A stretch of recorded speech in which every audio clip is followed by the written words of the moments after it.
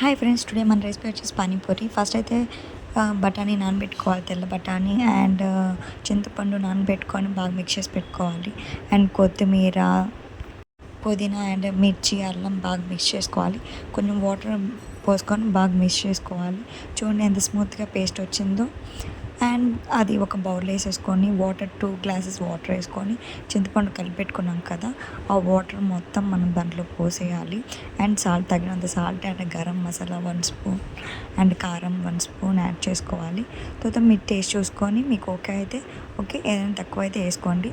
పప్పు నేను ఇంతకు చూపించాక నానబెట్టుకొని విజిల్ చేసేసాను. అండ్ బాగా పప్పు పదంతో గ్రైండ్ చేశాను.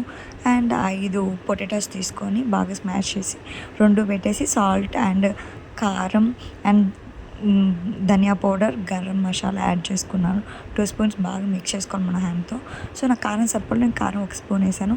అండ్ ఆనియన్స్ అండ్ కొత్తిమీర యాడ్ చేసుకోవాలి. బాగా మిక్స్ చేసుకోవాలి. చూసారు కదా మనకి ఎంత పర్ఫెక్ట్గా వచ్చిందో.